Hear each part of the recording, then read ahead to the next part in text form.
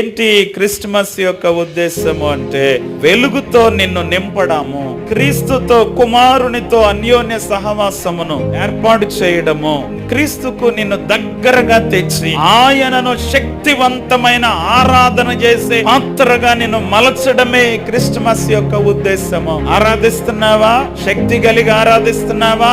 ఘనముగా ఆరాధిస్తున్నావా? జ్ఞానులు బంగారమును తెచ్చారు, సాంబ్రాణిని ఓళమును తెచ్చి కానుకలుగా సమర్పించారు. నిన్ను నీ ఆస్తిపాస్తులు దెమ్మంట్ల, నీ యొక్క ధనధాన్యాలు దెమ్మంట్ల, నీ హృదయములో జీవపు వెలుగుకు చోటివ్వమంటున్నాను దైవ సేవకునిగా. నీ హృదయము బంగారము కంటే, వజ్ర వైడూర్యముల కంటే క్రీస్తుకు అమూల్యమైనది నీ హృదయము. నీ అంతరంగములో జీవపు వెలుగుకు చోటు ఇవ్వాలి అని అంటే నీ అంతరంగము, నీ హృదయాన్ని ఆయనకు సమర్పణగా ఇవ్వు.